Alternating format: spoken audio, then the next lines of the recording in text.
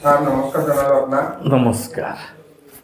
Sir আমাৰতো এই বছৰটো শেষ হ'ল, নতুন যিটো অহা ইংৰাজী নৱবৰ্ষ তাত আমাৰ ৰাশিবিলাক কেনেকুৱা হ'ব পাৰে স্যাৰ? এইটো প্ৰশ্নটো ভাল প্ৰশ্ন তোমাৰ। আমাৰ বৰ্তমানটো আমাৰ যিটো ভাস্কৰাব্দ চন মতে বহাগৰ পৰা নতুন বছৰ আৰম্ভ হয়, সেইটোতো মানা বাদেই দিলাক মানুহবিলাকে।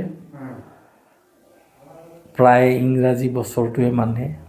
তুমি ভাল প্ৰশ্নই সুধিছা। এই বিষয়টো লৈ মই মোৰ মতামতটো মই দাঙি ধৰিম কেনেকুৱা হয়। 31 ডিচেম্বৰ ৰাতি 12টা বজাত, ঠিক 12 বজাৰ লগে লগে নতুন বছৰ ইংৰাজী নৱবৰ্ষ আৰম্ভ হ'ব। ইংৰাজী নৱবৰ্ষ আৰম্ভ হোৱাৰ লগে লগে গ্ৰহৰ পজিশ্যনবিলাক কেনেকুৱাকৈ কোনটো গ্ৰহ ক'ত আছে বা থাকিব, ঠিক ৰাতি 12টা বজাত লগ্ন তুলা লগ্ন, আৰু তুলা লগ্ন প্ৰায় 23 ডিগ্ৰীত লগ্নটো থাকিব। বুধ, শুক্ৰ, ৰবি, মংগল এই 4টা গ্ৰহ ধনু ৰাশিত থাকিব।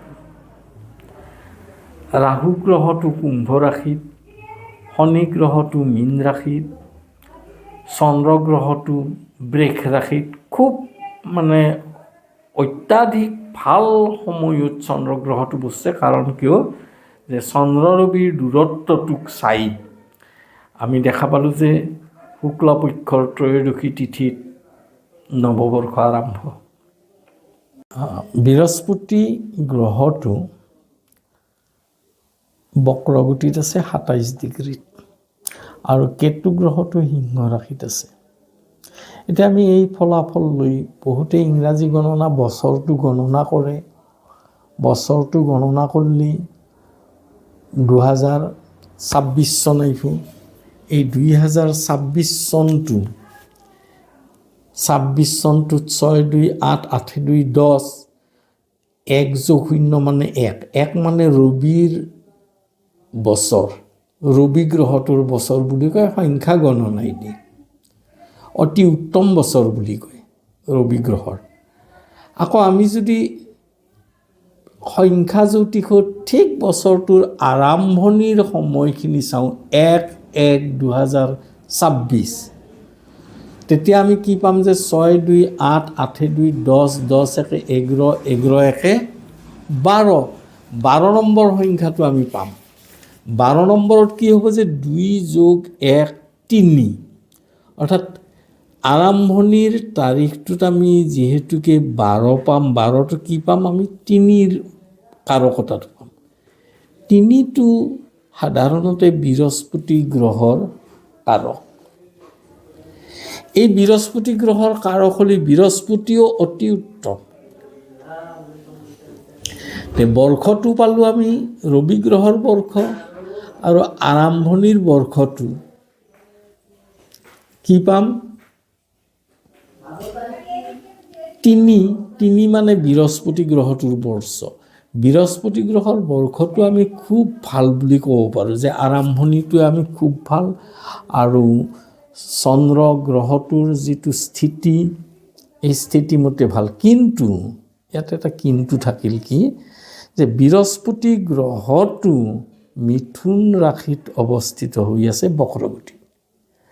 মিথুন ৰাশিটোক বৃহস্পতিৰ পাপ ক্ষেত্ৰ বুলি কোৱা হয়।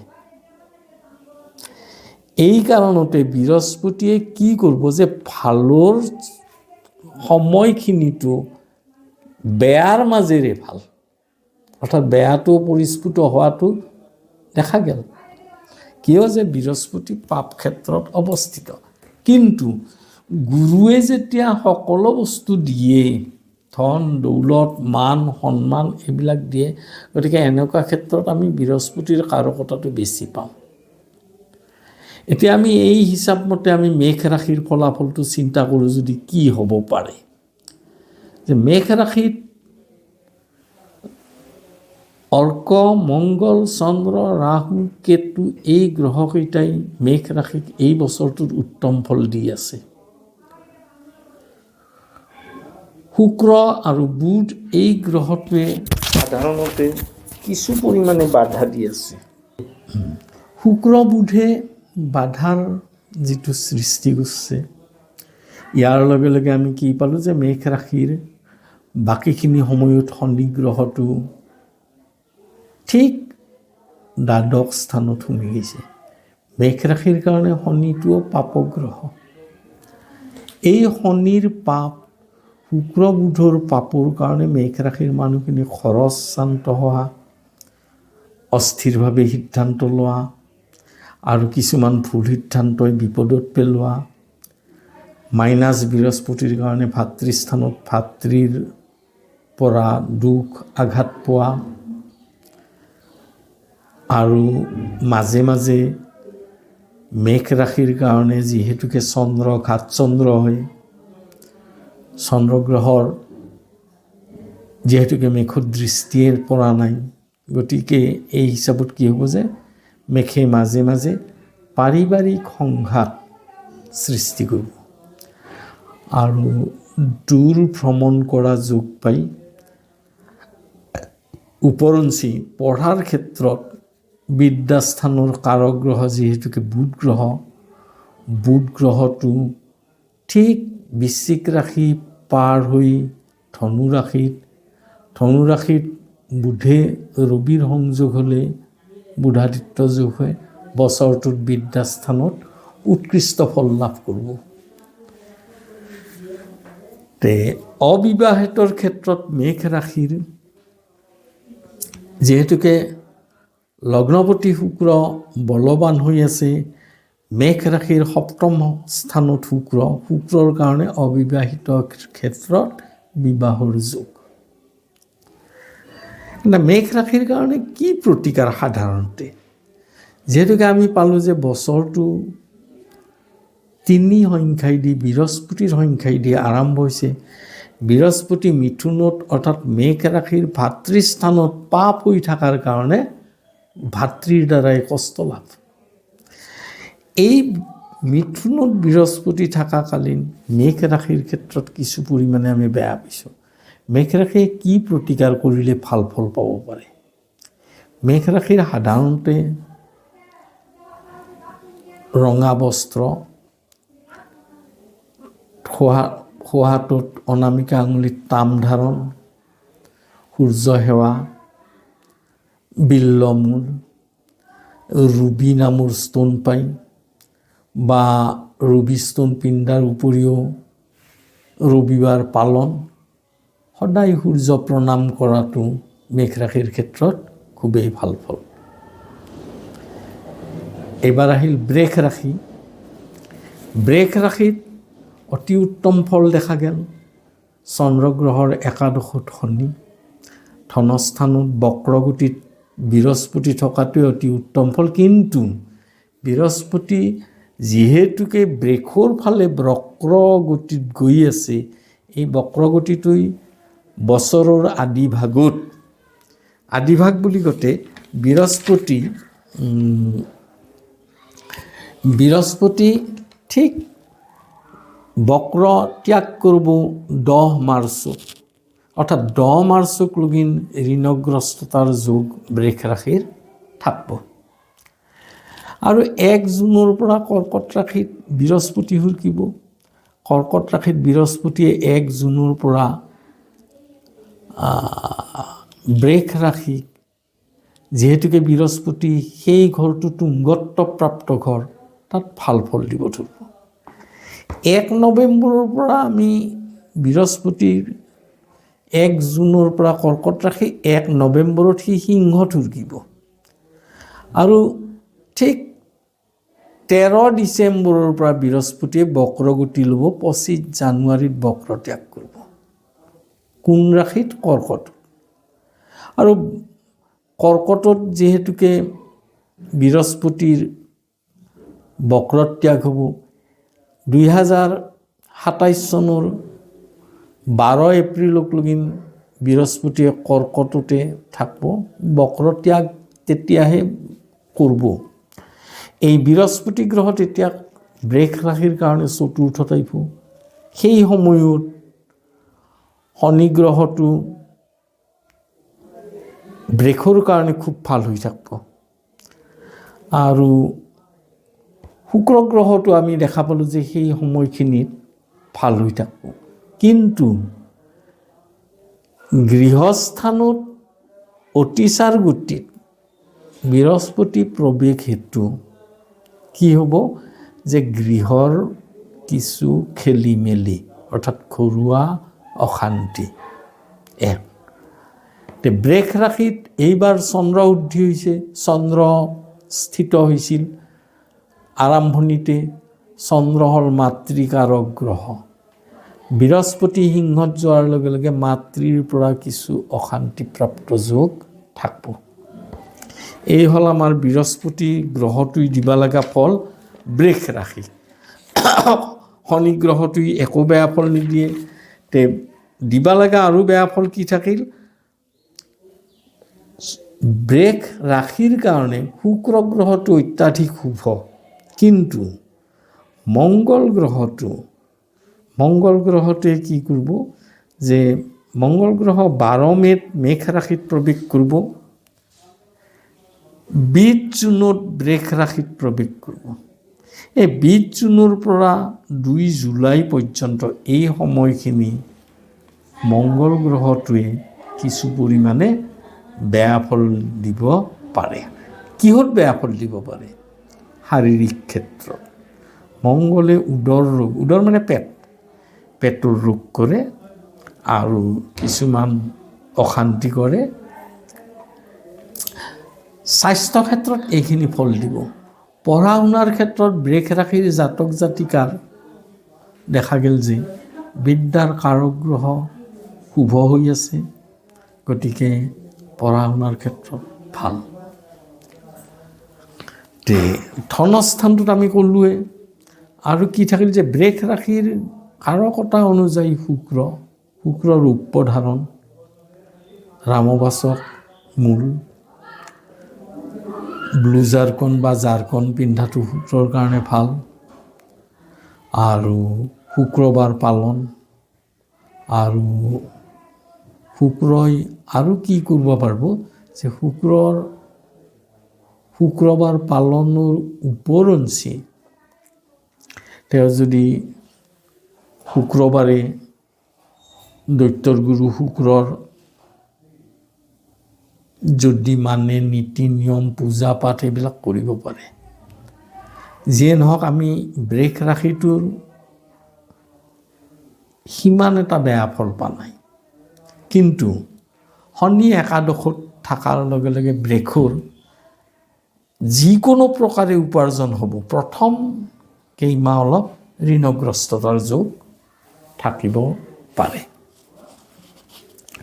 মিথুন ৰাশিৰ এই বছৰটো মিথুন ৰাশিত কি হ'ল যে বৰ্তমানৰ বৃহস্পতি ক'ত আছে?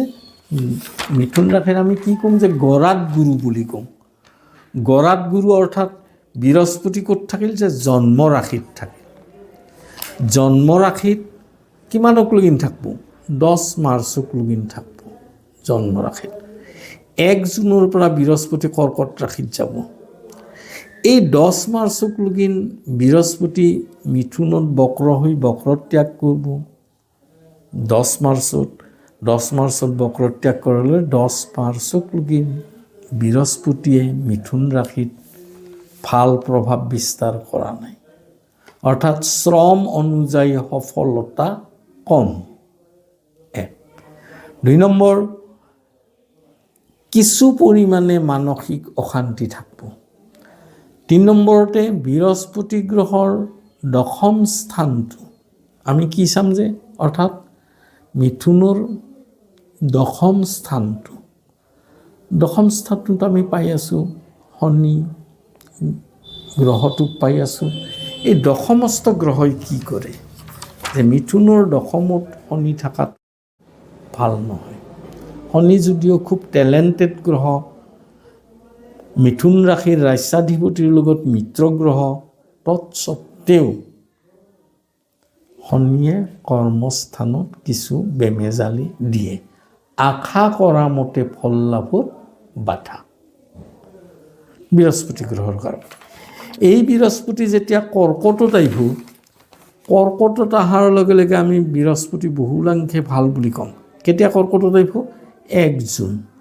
1 জুনৰ পৰা কৰ্কটত থাকিব আৰু 1 নৱেম্বৰত অতিচাৰ গতিত বৃহস্পতি সিংহত গুচি যাব। ঠিক তেনেদৰে 13 ডিচেম্বৰত সি সিংহৰ পৰা বক্ৰগতিলৈ 25 জানুৱাৰীত পুনৰ বক্ৰগতিতে কৰ্কটত আহিব। 12 এপ্ৰিলত 27 চনৰ 12 বক্ৰত্যাগ কৰিব। এই সময়খিনিত বৃহস্পতি ধনস্থানত থকা হ'ব আৰু তেতিয়া কি হ'ব যে ধন আহৰণ, সম্পদ লাভ, সন্মান বৃদ্ধি বৃহস্পতিয়ে সুখ দিব ধৰিব। বৃহস্পতিৰ কাৰণে স্বাস্থ্য ক্ষেত্ৰত মিথুন ৰাশিৰ এইবাৰ ডেভেলপমেণ্ট হোৱা দেখা যায়। আৰু শিক্ষাৰ দিশতো মিথুন ৰাশিটোৱে সাধাৰণতে খুব সূক্ষ্ম বুদ্ধিৰ ৰাশি। এই ৰাশিটোত শিক্ষাৰ বিকাশ হ'ব, অতি উচ্চ পদমৰ্যাদা প্ৰাপ্তি যোগ। আৰু এই পদমৰ্যাদা প্ৰাপ্তি যোগটো ঠিক জানুৱাৰীৰ শেষ ভাগৰ পৰা আৰম্ভ। কিয় যে বৃহস্পতি বক্ৰগতিত থকাৰ লগে লগে জন্ম ৰাশিৰ বৃহস্পতিয়ে যথেষ্ট চেষ্টা কৰে, চেষ্টাৰ ফলটো বৃহস্পতিয়ে দিয়ে। সেইমতে পদমৰ্যাদা প্ৰাপ্তি, বিকশিত হোৱা, মিথুন ৰাশিৰ 10ম স্থানৰ শনিয়ে দূৰ দূৰ ভ্ৰমণ কৰা, এইবিলাক ফল মিথুন ৰাশিয়ে পাব। মিথুন ৰাশিৰ আন এটা বৈশিষ্ট্য হ'ল কি যে চঞ্চলতা, বালকত্ব স্বভাৱ আৰু চঞ্চলতা। এই ক্ষেত্ৰটোত মিথুন ৰাশিয়ে মাজে মাজে কথা বাৰ্তা কওঁতে ভুল হৈ কিছুমান মানুহৰ পৰা মানে 2-1 আষাৰ টান কথা শুনিব লগা হ'ব পাৰে মিথুন ৰাশি। প্ৰতিকাৰৰ ক্ষেত্ৰত মিথুন ৰাশিয়ে পিতলৰ আঙুঠি, পান্না ৰত্ন ধাৰণ, অপামাৰ্গ বা আপাঙৰ শিপা ধাৰণ আৰু বুধবাৰ পালন। মিথুন ৰাশিৰ অতি উত্তম ঔষধি দ্ৰব্য হ'ল কেঁচা হালধিৰ ৰস। হালধিটো মিথুন ৰাশিৰ কাৰণে খুব প্ৰয়োজন। বাকপটুতাৰ বাবে অৰ্থাৎ বলেদি নহয়, বাকপটুতাৰ দ্বাৰাই মিথুন ৰাশিয়ে জয়লাভ কৰে। কথা কোৱাৰ যিটো পটুতা, এই পটুতাই দি বহু ক্ষেত্ৰত আনক ডমিনেট কৰি ৰাখে। এইটো মিথুন ৰাশিৰ স্বভাৱ। বছৰটোত আমি কি দেখা পালোঁ যে মিথুন ৰাশিৰ বেয়া ফলটো খুবেই কম, কিন্তু মিথুন ৰাশিৰ এটা বস্তু হ'ব কি যে এই বছৰটোত আমি কি পাম যে তেওঁৰ শত্ৰুগ্ৰহ হ'ল মিথুনৰ, অৰ্থাৎ বুধৰ শত্ৰু হ'ল মংগল। এই মংগল গ্ৰহটো 2 জুলাইত মিথুন ৰাশিতে প্ৰৱেশ কৰিব। 2 জুলাইৰ পৰা 18 ছেপ্টেম্বৰ পৰ্যন্ত মংগল গ্ৰহটো মিথুন ৰাশিৰ কাৰণে বেয়া হ'ব। তাৰপিছত এই বছৰ আৰু মিথুন 12 নৱেম্বৰত সিংহত মিথুন ৰাশি এই মংগল প্ৰৱেশ কৰিব। 11 জানুৱাৰীৰ পৰা এইবাৰ বক্ৰগতি লাভ কৰিব মংগলে। 1 এপ্ৰিলতহে বক্ৰ ত্যাগ কৰিব। এই বক্ৰগতিৰ মংগল 4 মাৰ্চৰ পিছত সিংহ ৰাশিৰ পুনৰ ৰিটাৰ্ণ হ'ব। এই সিংহ ৰাশিত থকা কেইটা দিন মিথুন ৰাশিৰ ক্ষেত্ৰত মংগলে ৰবিৰ ঘৰত থাকে তেজস্বীয়তাটো বাঢ়ি দিয়ে, অৰ্থাৎ শক্তি বৃদ্ধিৰ যোগ। মংগলৰ কাৰণে কিছু শক্তি বৃদ্ধি মিথুন ৰাশিৰ এইবাৰ হ'ব। কিন্তু কেতিয়াৰ পৰা হ'ব? বৃহস্পতি গ্ৰহ কৰ্কটত প্ৰৱেশ কৰা সময়ৰ পৰাহে। বৃহস্পতি গ্ৰহ আমি কৰ্কটত কেতিয়া প্ৰৱেশ কৰিব পাইছোঁ? যে জুনৰ 1 তাৰিখ, অৰ্থাৎ 1 জুনক লগি মিথুন ৰাশিৰ পাপ বৃহস্পতি বেয়া। এইবাৰ আহা তোমাৰ কি ৰাশি আহিল? কৰ্কট ৰাশি। কৰ্কট ৰাশিৰ বছৰটোৰ ফল কি হ'ব পাৰে? যে কৰ্কট ৰাশিৰ আৰম্ভণিতে 6ষ্ঠ স্থানত বুধ, শুক্ৰ, ৰবি, মংগল। ৰাস্যাধিপতি চন্দ্ৰ একাদশত। এই চন্দ্ৰটোক আমি কি ক'ম? যে শুক্লা ত্ৰয়োদশীৰ পূৰ্ণ চন্দ্ৰ বুলি কওঁ। পূৰ্ণ চন্দ্ৰ মানে বলৱান, মনোবল বৃদ্ধি হোৱা, মানসিক ধ্যান ধাৰণা বৃদ্ধি হোৱা, নিজৰ মনৰ চেষ্টাত অগ্ৰগতি লাভ। 9ম স্থানৰ শনিয়ে ভ্ৰমণ কৰাব। ৰাহু অষ্টমত থাকিব, কিন্তু কুম্ভ ৰাশিত ৰাহু খুব ভাল। ৰাহুৱে সাধাৰণ অস্ত্ৰোপচাৰ কৰা যোগটো ৰাহু প্ৰৱেশকালীন, অৰ্থাৎ 2026 চনৰ পৰাই চলি আছিল। এই যোগটো বৰ্তমান কমি আহিছে। তে ধনস্থানত কেতু গ্ৰহটোৱেও, সিংহ ৰাশিত কেতু গ্ৰহটো উদৰ ৰোগী, পেট ৰোগ বা কৰ্ণ ৰোগ, কাণৰ। লগ্নপতি যিহেতুকে শুক্ৰ গ্ৰহটো 6ষ্ঠত থাকিল। 6ষ্ঠৰ শুক্ৰই কৰ্কটত বিশেষ ভাল ফল দি আছে। কিয়? যে শুক্ৰ গ্ৰহটো বুধৰ লগত সামঞ্জস্য হয়, অৰ্থাৎ বুধ শুক্ৰ মিত্ৰ গ্ৰহ। বুধ শুক্ৰ যিহেতুকে মিত্ৰ গ্ৰহ, এই শুক্ৰই আমাৰ 5 জুলাইৰ পৰা 1 আগষ্টৰ ভিতৰত সিংহত থাকিব। এইখিনি সময় কৰ্কট ৰাশিৰ কাৰণে বেয়া হ'ব। 3 ছেপ্টেম্বৰৰ পৰা 2 অক্টোবৰক লগিন শুক্ৰ থাকিব তুলাত।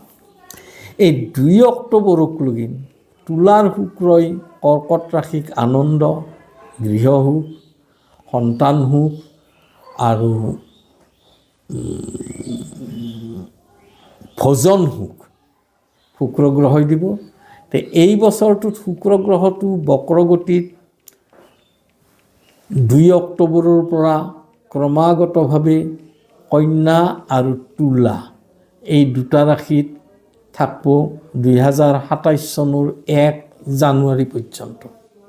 অৰ্থাৎ কন্যা আৰু তুলাত 27 চনৰ 1 জানুৱাৰী পৰ্যন্ত থাকিব। 2 জানুৱাৰীৰ পৰা 29 জানুৱাৰীক লগিন বৃশ্চিকত থাকিব। এই বৃশ্চিকত থকাকালীন শুক্ৰটোৱে বেয়া ফল দিব। এতিয়া আমি কি পালোঁ? যে শুক্ৰই সন্তান সুখ, শুক্ৰ বিবাহকাৰক গ্ৰহ, অৰ্থাৎ কৰ্কট ৰাশিৰ শুক্ৰ গ্ৰহটোৱে বিবাহ স্থানত শুভ ফল দিব। ঘটক যোগ শুক্ৰ মংগলটোৱে কি? কৰ্কট ৰাশিৰ পুত্ৰস্থানৰ অধিপতি, 5ম স্থান, অৰ্থাৎ মংগলে কি কৰিব? যে সন্তানৰ বিবাহ বাৰু এইবিলাকৰ যোগ নিশ্চিত কৰিব। কৰ্কট ৰাশিৰ কাৰণে এই বছৰটোত কি প্ৰতিকাৰ? কমলা ৰঙৰ বস্ত্ৰ পিন্ধা, হাতত সোণ ধাৰণ, বৃহস্পতি গ্ৰহটোৰ পোখৰাজ পিন্ধা, চন্দ্ৰ গ্ৰহটোৰ মুক্তা পিন্ধা। দুটা বস্তু, পোখৰাজ আৰু মুক্তা। পোখৰাজ এইকাৰণে দিব লগা হ'ল যে কৰ্কট ৰাশিত যদিও তুংগস্থ বৃহস্পতি, সি এইবাৰ বক্ৰী হ'ব। বক্ৰস্থানটোত গ'লে ৰাশিটোৰ ফলটো অলপ বেয়া হয়, যিহেতুকে কৰ্কটৰ পৰা সিংহত অতিচাৰ গতিত যাব। গতিকে পোখৰাজ, কমলা ৰংটো আৰু সোণ ধাৰণ আৰু বৃহস্পতি গ্ৰহটোৰ শিপা। বৃহস্পতি গ্ৰহটোৰ শিপা কি আছিল জানো, এইটো মনত নহা হ'ল নহয়। বৃহস্পতি গ্ৰহৰ শিপা বামন হাতীৰ মূল বা হাতীহুৰীয়া তৰ্জনী আঙুলিৰ প্ৰথম পাবৰ সমান দীঘল কৰি তেওঁ সোণৰ তাবিজত যদি ভৰি লয় নিশ্চয় উপকৃত হ'ব। তো এই হ'ল বৃহস্পতি গ্ৰহৰ প্ৰতিকাৰ, কৰ্কট ৰাশিৰ কাৰণে প্ৰতিকাৰ। এইবাৰ আহা সিংহ ৰাশি। সিংহ ৰাশিৰ কাৰণে এই বছৰটো কেতুৱে ভাল ফল দি থকা নাই। কেতুৰ আৰু সিংহ ৰাশিৰ সপ্তম স্থানত ৰাহু গ্ৰহটো ৰবি গ্ৰহৰ শত্ৰু। ৰাহু ৰবিয়ে পৰস্পৰ শত্ৰুতা হয়। এই ক্ষেত্ৰত সিংহ ৰাশিৰ কি পৰব যে ভাদ মাহটো, গোটেই ভাদ মাহটো ৰবি আৰু ৰাহুৰ অপজিশ্যন দৃষ্টি চলিব পৰস্পৰ। এই দৃষ্টিটোত কি হয়, আঘাতপ্ৰাপ্ত, ৰক্তপাত, গৃহ অশান্তি এইবিলাক চলে। ঠিক তেনেদৰে সিংহ ৰাশিৰ অষ্টম স্থানত শনি থাকিব। শনি গ্ৰহটোৱে এই বছৰটোত অষ্টম স্থানত থাকি শনিয়ে সাধাৰণতে অষ্টমৰ শনিয়ে মানুহক বেয়া ফল দিয়ে, কিন্তু শনি আৰু এটা কথা আছে ৰ'বা, শনি 27 জুলাইত বক্ৰগতিত 11 ডিচেম্বৰ পৰ্যন্ত বক্ৰগতিত থাকিব। এই 27 জুলাইৰ পৰা 11 ডিচেম্বৰলৈকে শনি কুম্ভ ৰাশিৰ পিনে পুনঃ বক্ৰ হ'ব। এই বক্ৰগতিটো সিংহ ৰাশিৰ কাৰণে অতি উত্তম ফল। সাহসিকতা, ৰাজকৰ্ম লাভ, উত্তম বস্ত্ৰ লাভ, তাৰপিছত ধনপতি মাৰ্কাৰী, ধন দৌলতৰ ক্ষেত্ৰত শুভ ফল। বিদ্যাস্থানত অতি উত্তম নহয়, মধ্যম ফলপ্ৰাপ্ত।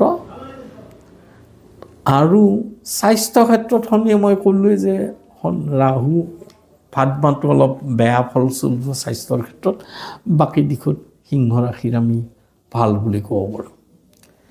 তে সিংহ ৰাশিয়ে ৰবি গ্ৰহটোৰ প্ৰতিকাৰ কৰা ভাল, যিহেতুকে সিংহ ৰাশিৰ মূল গ্ৰহটোৱে ৰবি।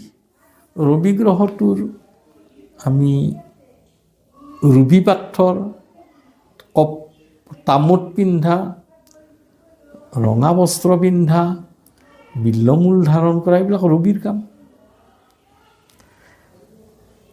তে ৰবি আৰু ৰাহু আৰু শনি এই তিনিটা গ্ৰহৰ সহযোগত সিংহ ৰাশিৰ এইবাৰ নেত্ৰ ৰোগ, নেত্ৰ মানে চকুৰ অসুখ হ'ব পাৰে। এইবাৰ আহা কন্যা ৰাশি। কন্যা ৰাশিৰ বছৰটো আমি অতি উত্তম বুলি কওঁ। কিয় উত্তম বুলি কওঁ যে শনিয়ে পূৰ্ণ দৃষ্টি দিব কন্যা ৰাশিক এইবাৰ। বুধ গ্ৰহটো শনি আৰু বুধৰ পৰস্পৰ মিত্ৰতা, এই পূৰ্ণ দৃষ্টি দিব যদিও অতি উত্তম ফল হ'ব লাগে, কিন্তু শনি কাৰ ঘৰত আছে? বৃহস্পতিৰ ঘৰত আছে। বৃহস্পতিয়ে শনিক ভাল নাপায়, অৰ্থাৎ পৰৰ ঘৰত থাকি শনিয়ে চোৰৰ দৰে কাম কৰিব লগা হৈছে। গতিকে সি কন্যা ৰাশিৰ যিমান উন্নতি হ'ব লাগে সিমান উন্নতি হোৱাত বাধা দিছে। আনফালেদি বৃহস্পতি যেতিয়া একাদশত আহিব, একাদশত অহাৰ লগে লগে সেই বৃহস্পতিয়ে শনিক দেখা পাব। বৃহস্পতিয়ে শনিক তেতিয়া কি কৰিব? ডমিনেট কৰিব। এতিয়া বৃহস্পতি একাদশত, অৰ্থাৎ কন্যা ৰাশিৰ কাৰণে একাদশত বৃহস্পতি কেতিয়া আহিব? যে বৃহস্পতি একাদশত আহিব 1 জুনত। 1 জুনৰ পৰা কন্যা ৰাশিৰ সফলতা হ'ব লগা কামবিলাক হ'ব, পুৰণা বিবাদ মীমাংসা হ'ব আৰু গোপন শত্ৰুতাবিলাক ধৰা পৰিব। কিন্তু ধৰা পৰিলেও কন্যা ৰাশিয়ে শত্ৰুটোৰ লগত যুদ্ধ কৰা নহয়। কিয়? যে কন্যা ৰাশিটো দাত্মক ৰাশি, সি মানুহৰ ওচৰত প্ৰতিশোধ লোৱা ৰাশি নহয়, খুব ধাৰ্মিক ৰাশি। গতিকে এইমতে দেখা পালি যে কন্যা ৰাশিয়ে ধৰ্ম চিন্তাত বেছি ৰত হ'ব, উন্নতিৰ যোগ বেছি থাকিল, পঢ়া শুনাৰ যোগটো বেছি থাকিল, আন মানুহৰ পৰা সন্মান প্ৰাপ্তি যোগ থাকিল। আৰু কন্যা ৰাশিৰ এইবাৰ যিহেতুকে আমি কি পালোঁ যে তৃতীয় স্থানটোত মংগল গ্ৰহটো বৃহস্পতিৰ ঘৰত বছৰৰ আৰম্ভণিতে পৰিল, সেইমতে ভাতৃ বিবাদ যোগ। কন্যা ৰাশিয়ে প্ৰতিকাৰ কি কৰিব? কন্যা ৰাশিয়ে পান্না ধাৰণ কৰিব, পিতলৰ আঙুঠি ল'ব, আৰু ঠিক দুবৰি বনৰ দৰে যিটো ৰং, সেই ৰঙৰ বস্ত্ৰ পিন্ধিব। আৰু কন্যা ৰাশি সাধাৰণতে এই ৰাশিটো একমাত্ৰ শুভগ্ৰহ হৈছে কন্যা ৰাশিৰ শুক্ৰ। শুক্ৰৰ গ্ৰহটোৱে কন্যা ৰাশিক আনন্দ দিয়ে, পত্নী সুখ দিয়ে। কিন্তু প্ৰায় ক্ষেত্ৰতে কন্যা ৰাশিৰ বিবাদ হৈ থাকে। এই বিবাদ নিষ্ক্ৰিয়কৰণ কৰাৰ কাৰণে কন্যা ৰাশি শুক্ৰ গ্ৰহটোৰ প্ৰতিকাৰ কৰাটো ভাল। তে কন্যা ৰাশিৰ মাতৃকাৰক গ্ৰহ যিটো, এই গ্ৰহটো এইবাৰ ঠিক লগ্নৰ অষ্টমত থাকিল, আৰু কন্যা ৰাশিৰ কাৰণে চন্দ্ৰ গ্ৰহটো শত্ৰু। গতিকে মাতৃৰ পৰা কন্যা ৰাশিয়ে সুখ পোৱাত বাধা। তে দূৰ ভ্ৰমণৰ ক্ষেত্ৰত শনিয়ে সপ্তমত থাকি ভ্ৰমণ কৰাব, প্ৰবাসী হোৱা যোগ, সাগৰীয় ভ্ৰমণ হোৱা যোগ, আৰু মানুহৰ পৰা এই বছৰটোত সন্মান প্ৰাপ্তিৰ যোগ দেখা যায়। তাৰপিছত আহা তুলা ৰাশিত অতি আনন্দৰ ৰাশি, মানুহৰ পৰা সন্মান লাভ যোগ, অৰ্থ আহৰণ যোগ,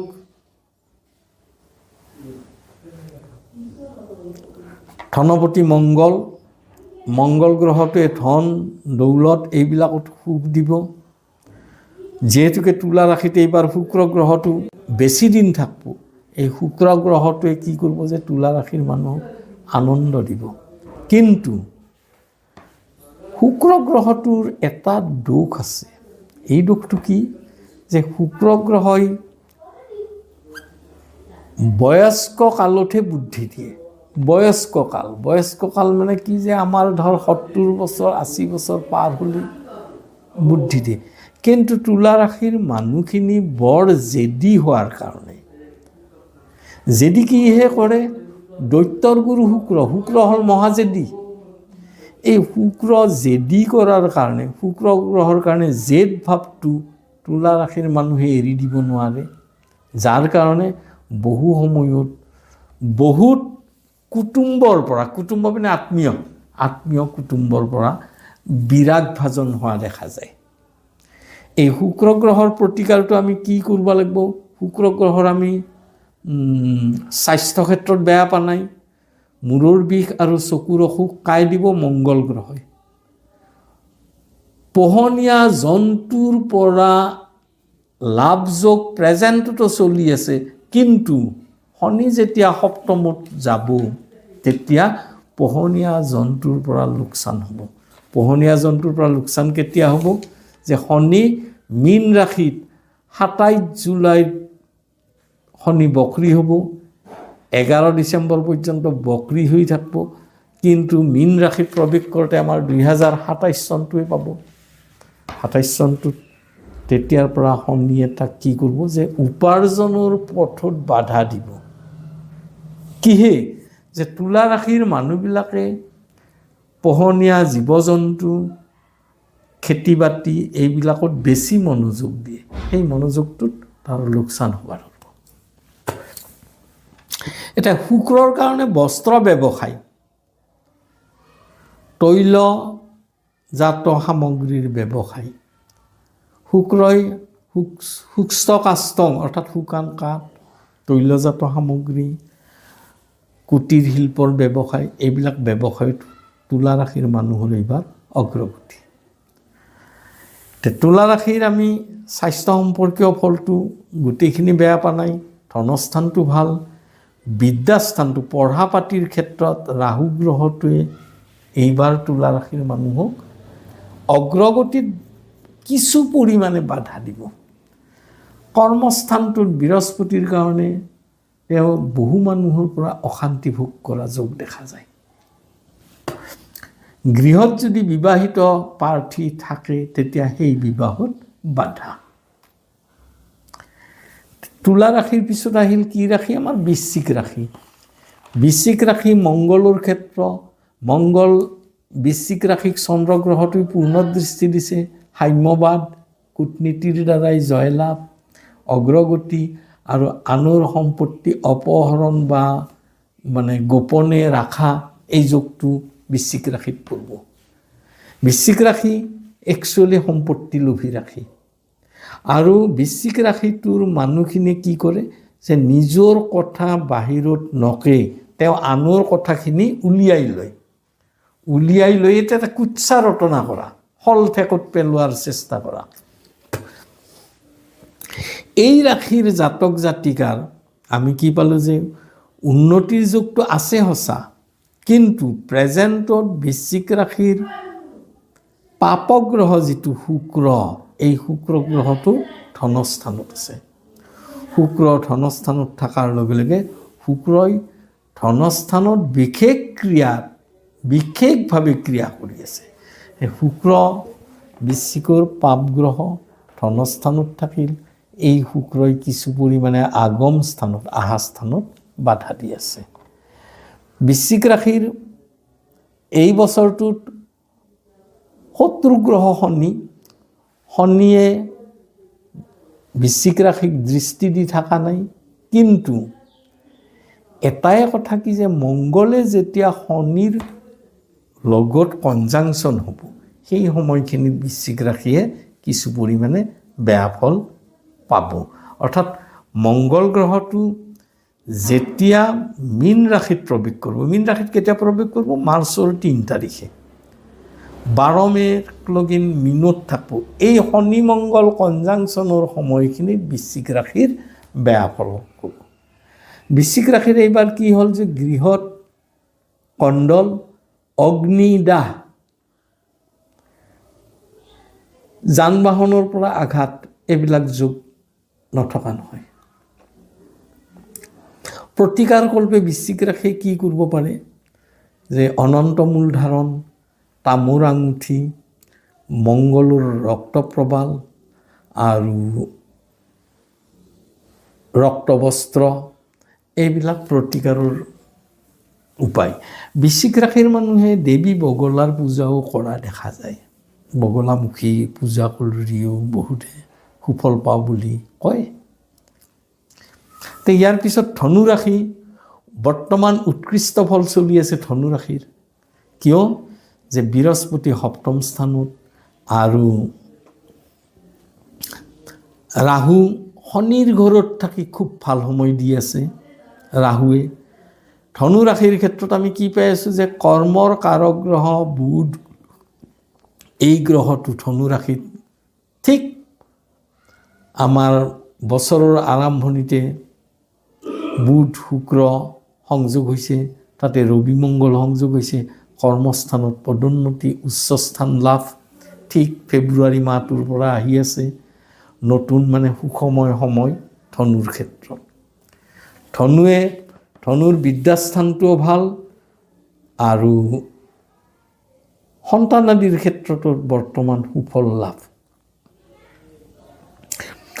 আৰ্থিক ক্ষেত্ৰত সুফল আমি দেখিলোঁ যে ধনু ৰাশিৰ সঞ্চয় বৃদ্ধিৰ যোগ। যেন আৰু সাঁচিব নোৱাৰিম, এই ভাৱত ধনু ৰাশিৰ মানুহখিনি বৰ্তমান চলি আছে যে সোনকাল কিবা এটা কৰিব লাগে আৰু। নতুন গৃহলাভৰ যোগ। গৃহলাভ নতুন পুৰণি গৃহকে নতুন, বা কিছুমান মানুহে পুৰণি গৃহ কিনিবও পাৰে, ঠিক এনেকুৱা যোগ।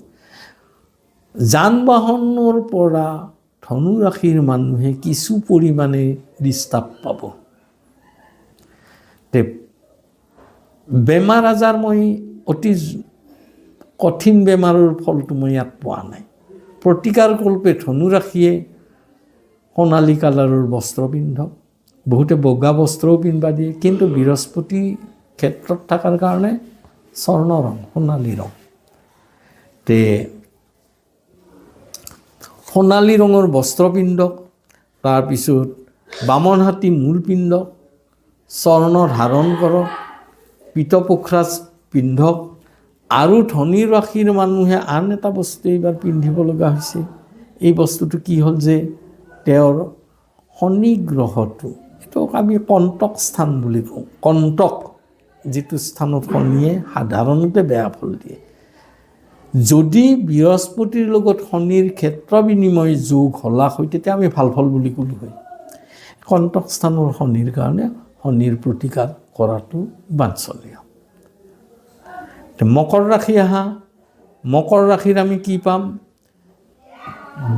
প্ৰায় 5 বছৰৰ মূৰত মকৰ ৰাশিৰ এই বছৰ শুভ ফল আৰম্ভ হৈছে।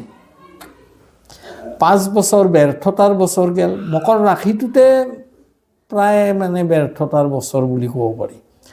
এই বছৰটোত আমি দেখা পালোঁ যে শনিৰ কাৰণে মকৰ ৰাশিৰ ভাল ফল আৰম্ভ, কৰ্মলাভ যোগ, নতুন কৰ্মত যোগদান, স্থানটো অলপ দূৰত্ব স্থান, তাৰপিছত অগ্ৰগতি লাভ, নিজৰ বুদ্ধিৰ বলত চলা। মকৰ ৰাশিৰ মানুহখিনিয়ে প্ৰবঞ্চকৰ পৰা এতিয়াহে হাত সাৰা যোগ। তে মকৰ ৰাশিৰ চন্দ্ৰগ্ৰহটোৱে এই বছৰ ভাল ফল দিব। চন্দ্ৰগ্ৰহ চন্দ্ৰশুদ্ধি হৈ আছিল, আৰু চন্দ্ৰশুদ্ধি থকাটোৱে নুবুজয় একলাই, যিহেতুকে আমি শুক্লাপক্ষৰ ত্ৰয়োদশীত পূৰ্ণ চন্দ্ৰ পাই আছোঁ। মকৰ ৰাশিৰ শত্ৰু গ্ৰহ হ'ল মংগল, আৰু মকৰৰ শত্ৰু গ্ৰহ খুব শক্তিশালীভাৱে মংগলটোকে দেখা যায়। মংগল গ্ৰহই মকৰ ৰাশিৰ আঘাত, তৎক্ষণাত সিদ্ধান্ত লোৱা, খৰতকীয়া সিদ্ধান্ত লৈ বিপদত পৰা, আৰু খং ৰাগ মকৰ ৰাশিৰ অলপ বেছি। মকৰ ৰাশিৰ কাৰণে নীলা ব্লু কালাৰৰ কাপোৰ, তাৰপিছত নীলম ৰত্ন ধাৰণ, তাৰপিছত লোহাৰ আঙুঠি পিন্ধা, শ্বেত বৈৰাল বা নীৰা অপৰাজিতাৰ শিপা পিন্ধা, এইবিলাক খুব ভাল কাম মকৰ ৰাশিৰ কাৰণে। তে এবাৰ আমি আহি কি পালোঁ? কুম্ভ ৰাশি। কুম্ভ ৰাশিৰ ৰাহু ৰাশিত আছে। ৰাহুটো কুম্ভৰ ক্ষেত্ৰত খুব ভাল। ৰাহুৱে কি কৰে যে যিকোনো প্ৰকাৰে উন্নতি কৰোঁ, লাজ লজ্জাহীনতা কৰোঁ। কৰ্মস্থানত ৰাহুৰ কৰ্মবিলাকত অগ্ৰগতি। ৰাহুৰ কৰ্ম কোনবিলাক? মৎস্য বেপাৰী, বস্ত্ৰ বেপাৰী, সৰু সৰু আনৰ তলত কৰা কামবিলাক, এইবিলাক ৰাহুৰ কৰ্ম। যেনেহেনকৈ চিমেণ্টৰ ফেক্টৰীত কাম কৰা বা ইটা ভাটা, এইবিলাক ৰাহুৰ কৰ্ম। এনেকুৱা কামেদি তেওঁলোকৰ উন্নতিৰ যোগ, বা সেই বিভাগবিলাকত যিবিলাক চৰকাৰী কৰ্ম আছে, কৰ্মচাৰী হৈ আছে, সেইবিলাকৰ উন্নতিৰ যোগ। ৰাহুৱে কি কৰে? খনিজাত সামগ্ৰী নিৰ্দেশ কৰে। খনিজাত সামগ্ৰীৰ জৰিয়তে কুম্ভ ৰাশিৰ যথেষ্ট উন্নতিৰ যোগ। কুম্ভ ৰাশিৰ এইবাৰ স্বাস্থ্য ক্ষেত্ৰত বিশেষ বেয়া নহয়, কিন্তু শৰীৰৰ কাৰক যিটো গ্ৰহ, শৰীৰৰ কাৰক গ্ৰহ শনি আছে ধনস্থানত, অৰ্থাৎ কুম্ভ ৰাশিৰ চাৰে ছাতি এতিয়াহে যেন আৰম্ভ হ'ব। কাৰণ কিয় যে শনি কুম্ভ ৰাশি তেনেই ভাল। কুম্ভৰ পৰা মীনত যোৱাৰ লগে লগে শনিৰ কাৰণে আমি কি পাম? যে দুখ শোক ধননাশ শনিৰ কাৰণে। ৰাহু ৰাশিৰ কুম্ভ ৰাশিৰ বন্ধুস্থানাধিপতি হ'ল শুক্ৰ। এই শুক্ৰ গ্ৰহটো হ'ল কিছুমান তিৰি মানুহ, অৰ্থাৎ কুম্ভ ৰাশিৰ মানুহখিনি তিৰোতা হেৰুৱা, মানে তিৰিৰ কথামতে চলে, আৰু বহুত তিৰোতাই তাক কুটবুদ্ধি দি, বেয়া বুদ্ধি দি তাৰ মস্তিষ্ক বিচলিত কৰি দিয়ে। গতিকে তিৰোতাৰ পৰা কুম্ভ ৰাশিৰ মানুহটো সতৰ্কতাত থকাই ভাল। প্ৰতিকাৰকল্পে কুম্ভ ৰাশিৰো একেই, নীলা বস্ত্ৰ, এইটো কি মূল আছিল, শ্বেতবেৰেলা মূল, বা কুম্ভ ৰাশিৰ শ্বেতবেৰেলা মূল শনিৰ ক্ষেত্ৰত, বগা চন্দনৰ শিপা ৰাহুৰ কাৰণে লওক, ষ্টীলৰ আংঠি পিন্ধক, তাৰপিছত গোমেদ ৰত্নপিন্ধক, এইবিলাক ৰাহুৰ কাৰণে ভাল। কিন্তু আমি এটা বস্তু কি পাই আছোঁ যে ৰাহুৰ পাথৰ পিন্ধিলেও সপ্তম স্থানত, কুম্ভ ৰাশিৰ সপ্তম স্থানত কেতু গ্ৰহটো থাকিব। এই কেতু গ্ৰহটো অলপ বেয়া গ্ৰহ। কেতুৱে সপ্তমত কেনেকৈ কি বেয়া দিয়ে যে সি গৃহকণ্ডল কৰি দিয়ে। কেতুক ডমিনেট কৰা পাথৰ, অৰ্থাৎ কেতুই যাতে প্ৰভাৱ বিস্তাৰ কৰিব নোৱাৰে, কেতুই প্ৰভাৱ বিস্তাৰ কৰিব নোৱাৰা পাথৰ হ'ল পান্না। কুম্ভ ৰাশিৰ মানুহে পান্না পিন্ধাটো বেছি ভাল। এবাৰ আমি ৰাশি চক্ৰৰ শেষ ৰাশি মীন ৰাশি। মীন ৰাশিৰ এইবাৰ ৰাশিতে শনি স্থিত হৈ আছে। শনি স্থিত হৈ থাকে মীন ৰাশিত, গোটেই বছৰটো শনি থাকিব। শনি বক্ৰগতি লোৱা সময়খিনি ভাল ফল পাব। আৰু বৃহস্পতিয়ে মীন ৰাশিৰ অধিপতি, ৰাশিৰ অধিপতি হৈ বৃহস্পতি যেতিয়া কৰ্কট ৰাশিত প্ৰৱেশ কৰিব, তেতিয়াৰ পৰা মীন ৰাশিৰ অতি উত্তম ফল।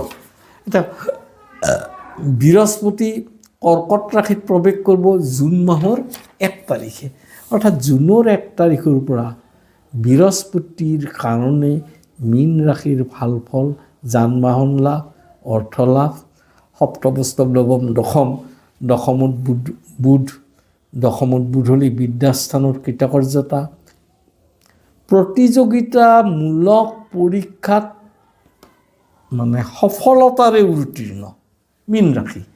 তাৰপিছত শনি থকাৰ কাৰণে লগ্নত শনি, মীনৰ অধিপতি হ'ল বৃহস্পতি, উত্তৰ পূৰ্ব দিশ ভ্ৰমণ। শনিয়ে বায়বীয় ভ্ৰমণ কৰে। বায়বীয় মানে হ'ল এই এৰোপ্লেন, উৰাজাহাজ, এইবিলাকৰ ভ্ৰমণ। অৰ্থাৎ শনিৰ কাৰণে মীন ৰাশি দূৰ ভ্ৰমণ কৰা যোগ দেখা যায়। মীন ৰাশিৰ স্বাস্থ্যই পাতিয়ে এই বছৰটোত কোনো বেয়া ফল নাপায়। কিন্তু শনি ৰাশিত থাকি বৃহস্পতিৰ সহযোগত কফ ৰোগ, কফ মানে কাহ, এজমা, এইবিলাক ৰোগে কিছু পৰিমাণে পীড়া কৰে। মীন ৰাশিৰ প্ৰতিকাৰ বৃহস্পতিৰ পুষ্পৰাগমণিয়ে, কিন্তু আমি কি ক'ম ইয়াক পোখৰাজ বুলি ক'ম, পিঠ পোখৰাজ পিন্ধা, আৰু শনি প্লাছ বৃহস্পতিৰ একেলগে পীতাম্বৰী নীলমো পিন্ধে, এইটোতো কাম পায়। তাৰপিছত বৃহস্পতিৰ কাৰণে সোণাৰ আঙুঠি পিন্ধা, বৃহস্পতিৰ গ্ৰহটোৰ প্ৰতিকাৰ কৰা। বৃহস্পতিৰ প্ৰতিকাৰ কি আছিল যে বামন হাতী বা হাতী সুৰীয়াৰ মূৰ। আৰু বৃহস্পতিৰ শনি যিহেতুকে গৰাত থাকিব, মীন ৰাশিৰ মানুহে কমলা মানে লক্ষ্মীৰ পূজা পাঠ স্তোত্ৰ কৰাটো ভাল। বৃহস্পতিবাৰটো তেওঁলোকে মানি চলাটো ভাল। অৰ্থাৎ বৃহস্পতি যিহেতুকে বৃহস্পতিৰ ঘৰত শনি প্ৰৱেশ কৰিছে, বৃহস্পতিয়ে শনি থকাটো সহ্য কৰিব নোৱাৰে, শনিৰ লগত গোপনে যুদ্ধ কৰি থাকে। সেইকাৰণে বৃহস্পতিৰ নিজা বলটো বাঢ়ি লোৱাৰ কাৰণে এই প্ৰতিকাৰবিলাক কৰাটো উচিত। মীন ৰাশিৰ আমি আন এটা কি পাম যে শনিয়ে ভৰি দুখনত আছে। মীন ৰাশিৰ মানুহে ভৰিত আঘাতপ্ৰাপ্ত হোৱা যোগ থাকিব। আমি বছৰটোৰ ৰাশিফলটো ক'লোঁ। এই ৰাশিফলটো আচলতে আমাৰ কি হ'ব যে নতুন ৰাশিফল আৰু দুটা আহিব। এই দুটা কি আহিব যে আমি সম্বত যিটো বৰ্ষ, এই বৰ্ষটো আৰু আমাৰ অসমীয়া ভাস্কৰাব্দ বহাগৰ পৰা এই বৰ্ষ আমি এতিয়া কোনটো ৰাশিফল মানিছোঁ। অৱশ্যে মই গোটেইবিলাক গ্ৰহ কোনটো ক'ত থাকিব এইমতে ফলাফলটো কৈ দিছোঁ। ধন্যবাদ। আজিলৈ এৰিলোঁ।